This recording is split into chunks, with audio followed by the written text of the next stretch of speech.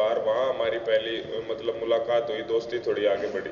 तो फर्स्ट मुलाकात हमारी यहाँ इंडिया में हुई नहीं, बाहर हुई है।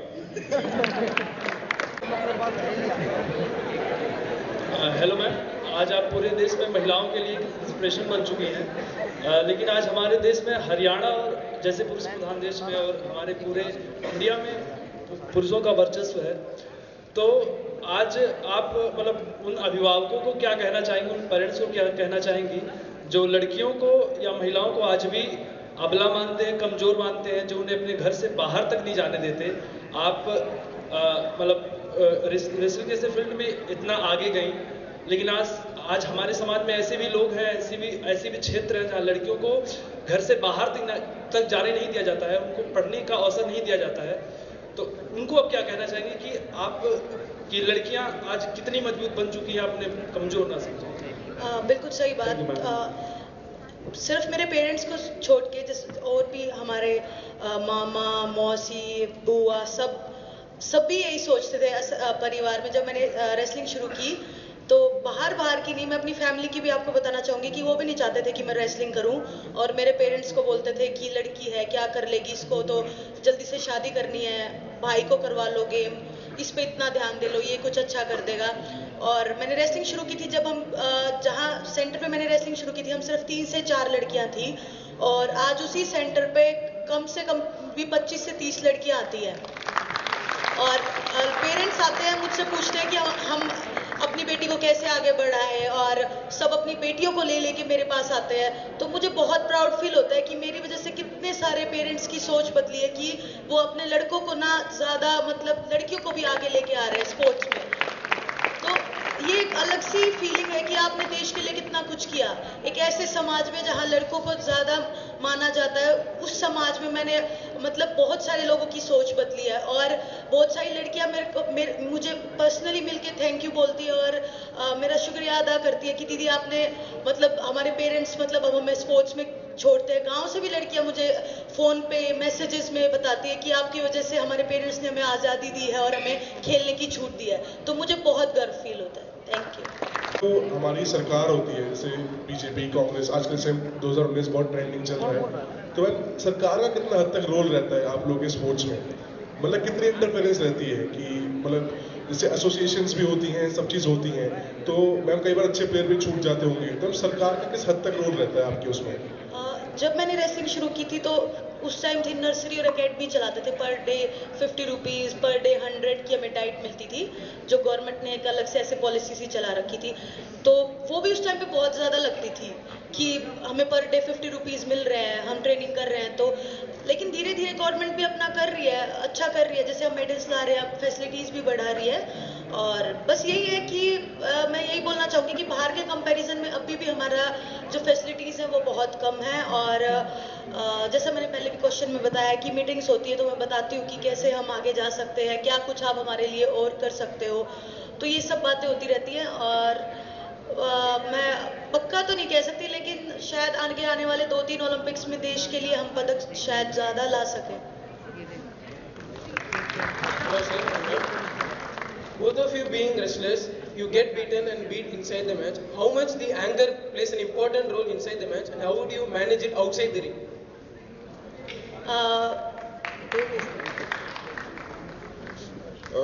जब हम मैट पे जाते हैं तो भैया हमें एंगर को तो देखो कंट्रोल करना पड़ता है, क्योंकि आप खाली गुस्सा ही नहीं दिखा सकते, आपको काम डाउन भी रहना होता है, समझ के साथ अगले की टेक्निक को काट के समझदारी से अपनी टेक्निक लगानी होती है। तो मैं ठीक है, एक हद तक गुस्सा ठीक है, गुस्सा नहीं कहेंगे उसको, जोश कहेंगे आप, कि जोश आता है हमें कि हमें जाना है, अगले को हराना है, लेकिन गुस्सा नहीं कहेंगे, क्योंकि मैट पे जाके गुस्सा किसी काम का होता नहीं है।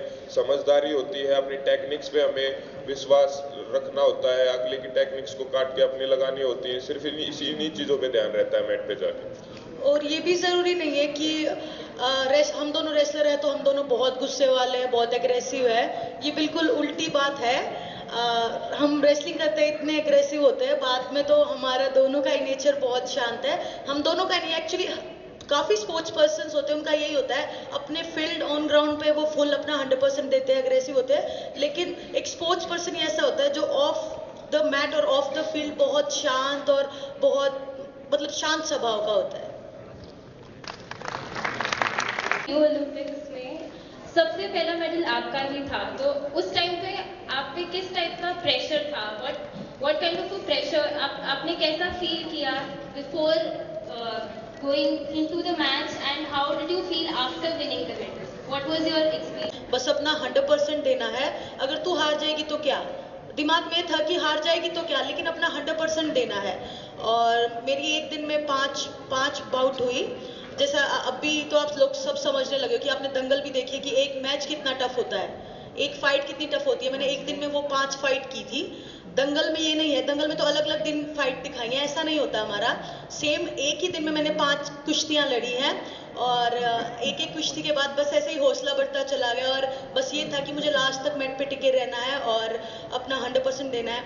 और मेडल वाली बाउट, मेडल आने के बाद की जो फीलिंग है वो मैं वर्ड्स में तो कभी नहीं बता सकती हूँ, क्योंकि जिस सपने को मैंने 12 साल से देखा था, इस ओलंपिक के लिए ऐसा टाइम भी आ गया था कि मुझे कुछ नहीं दिखाई देता था। सुबह शाम सिर्फ अपना टारगेट दिखाई देता था। दिन में मेरी आंख खुलती थी तो रियो, सुबह आंख खुलती थी तो सिर्फ हाँ रियो में जाना है।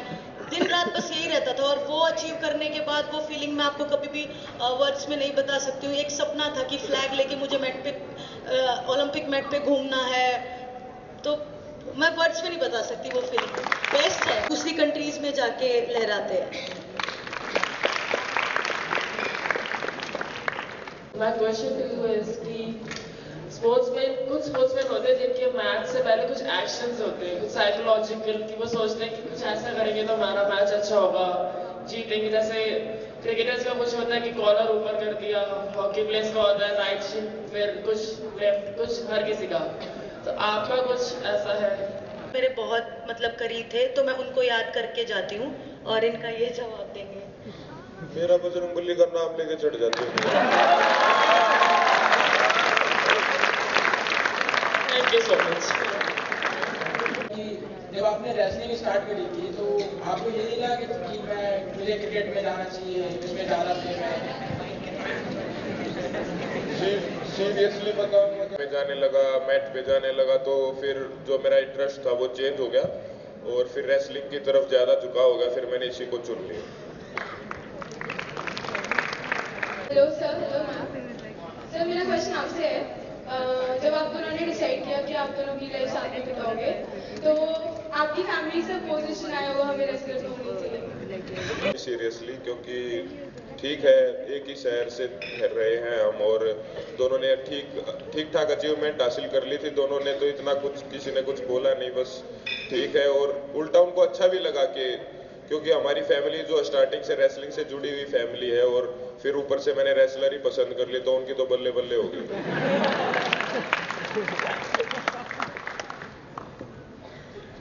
हुई हो आपकी इंडिया में?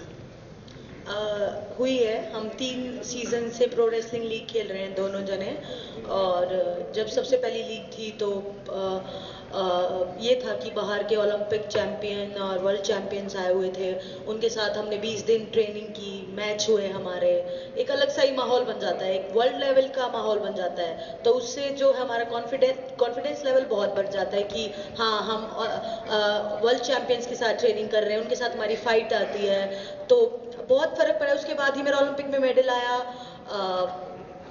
और उसके बाद सेकंड सीजन हुआ, थर्ड सीजन हुआ, और बहुत सारे जो और नए रेसलर्स हैं उनको बहुत ज़्यादा फर्क पड़ रहा है। उनको आगे आने वाले टाइम अगर ये रेसलिंग लीग से बाहर से ऐसे अच्छे रेसलर्स आते रहे और हम ऐसे ही कम्पीट करते रहे, तो हमें बहुत एक्सपीरियंस मिलेगा और ज़्यादा से ज़्यादा मेडल्स हम ला सकेंगे।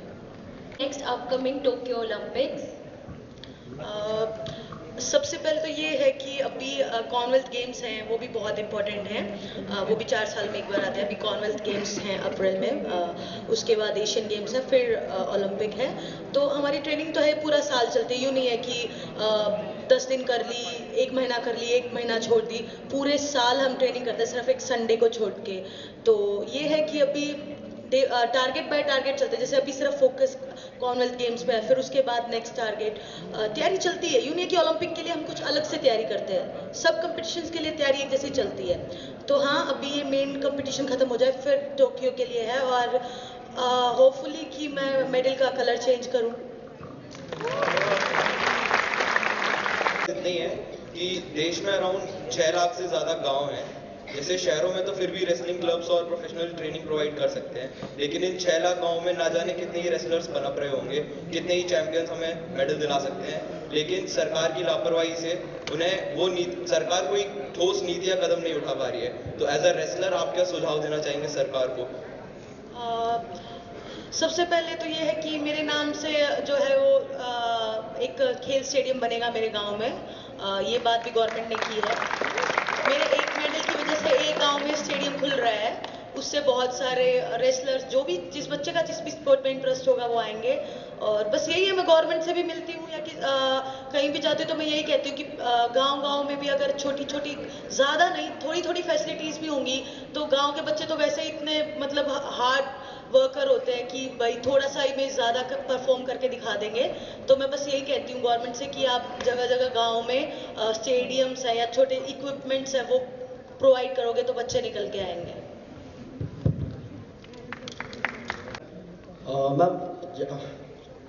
मैम आपने मेडल जीतने के बाद जब गवर्नमेंट ने आपको बहुत कुछ प्रॉमिस किया था, क्या सरकार ने सब कुछ दिया आपको जो भी प्रॉमिस किया था? हाँ, सब कर रहे हैं। कुछ जैसे कुछ है वो जो काम है वो तुरंत हो जाते हैं, वो तुरंत हो गए। कुछ जो प्रोसेस है और जो प्रोसेस इनमें टाइम लगता है वो हो रहे हैं। और आगे हर एक ओलंपिक्स के बाद हर एक के बाद गवर्नमेंट जो है वो बहुत सारी अपॉर्चुनिटीज़ बढ़ा देती है।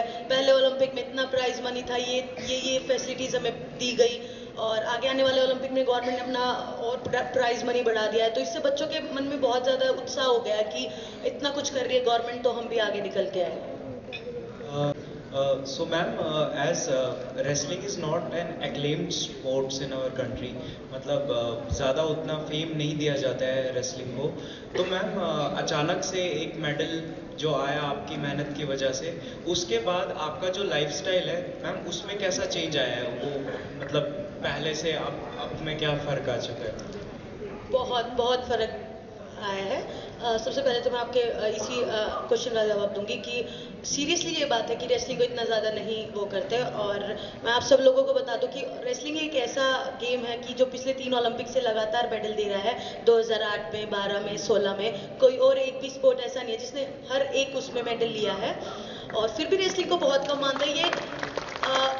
ये मुझे तो बहुत दुख होता है। और क्योंकि मैं अपने गेम की बड़ाई नहीं मार रही हूँ कि हम इतनी मेहनत करते हैं, हम तो पता नहीं क्या करते हैं, हम रेसलर्स पता नहीं क्या करते हैं, लेकिन सीरियसली हमारी जितनी मेहनत कोई भी नहीं करता है। मैं और गेम को नीचा नहीं दिखा रही हूँ, लेकिन मैं बता रही हूँ हमारा मतलब नीचे पैर के नाखून से लेके यहाँ तक की मतलब फुल पावर, हमें पावर की करनी पड़ती है, हमें स्पीड, स्ट्रेंथ, हमारा सेकंड के हिसाब से हमें अपना दिमाग चलाना पड़ता है रेसलिंग में। तो बहुत डिफ़िकल्ट है, फिर भी हम इतना कुछ कर रहे हैं और गेम के जितना हमें महत्व नहीं दिया जाता। बस यही है कि हम मेडल्स लाते रहेंगे और देखते हैं कि कब तक हमें पीछे मतलब हमें नज़रअंदाज करेंगे सब। नहीं, इम्प्रूव हुई है, बहुत इम्प्रूव में बहुत जानकारी हुई है कि कैसा स्पोर्ट है ये और बहुत ज़्यादा फर्क भी पड़ा है। इस गेम से हमें बहुत कुछ सीखने को मिलेगा। देखिए, अगर हम compete करते हैं तो हार जीत तो हमारे लिए मायने रखती नहीं। जब हम मैट पे उतर जाते हैं तो सबसे पहले तो हम दिमाग में यही रखते हैं कि अपना 100% देना है। हार जीत से ऊपर उठ जाते हैं और हार का दुख होता ही नहीं। हम अपने दिमाग में यही रखते हैं कि हारते तो हम कभी है ही नहीं, या तो हम जीतते हैं या फिर हम सीखते हैं। क्या है गवर्नमेंट ने एक इनिशिएटिव, तो आपको क्या लग रहा है लाइक डिफरेंट स्पोर्ट्स पे उसका क्या इफेक्ट रहेगा? मैंने टीवी में देखा है जिस तरीके की उन बच्चों को फैसिलिटीज़ मिल रही हैं, ग्राउंड मिल रहे हैं बिल्कुल इंटरनेशनल लेवल के, जो कि हमें इंटरनेशनल लेवल पे जाके मतलब हमने देखा था कि कैसे कंपटीशन होते हैं। और उन बच्चों का अभी से इस तरीके का माइंडसेट हो जाएगा कि ऐसा कंपटीशन खेलना है हमें बाहर जाके, और उनको स्कूल लेवल से इतने अच्छे कंपटीशंस मिल रहे हैं, तो बहुत फ़र्क पड़ेगा। और ये बहुत अच्छा इनिशिएटिव जो है पीएम सर ने चलाया है, तो बहुत अच्छी बात है। To you, ma'am. My question is to you that you are able to maintain your health and remain so fit. So can you give us some suggestion as a student that how we can manage with the academics and remain healthy and fit too? सबसे पहले तो सुबह शाम आपको ज़रूर पसीना निकालना चाहिए, कोई भी हो उसे हेल्थ वाइज भी और मतलब बहुत एनर्जेटिक रहते हैं हम। अगर सुबह एक टाइम थोड़ा सा भी हम ट्रेनिंग कर लेते हैं तो पूरा दिन हम एनर्जी से भरपूर रहते हैं। तो बस यही एडवाइस है कि आप ट्रेनिंग करो सुबह शाम हल्का जिम में जो भी है, और थोड़ा डाइट पे कंट्रोल करो। हम इतनी सारी ट्रेनिंग करके भी अपनी डाइट पे कंट्रोल करते हैं, मीठा नहीं खाते हैं, घी नहीं खाते हैं, तो आप लोग को तो बिल्कुल ही बिल्कुल जीरो कैलोरी खानी पड़ेगी, बहुत कम, जब आप हेल्थ मेंटेन रख पाओगे, वरना ट्रेनिंग करो ज़्यादा से ज़्यादा। Thank you so much. Haryana में कुछ ऐसी कंडीशन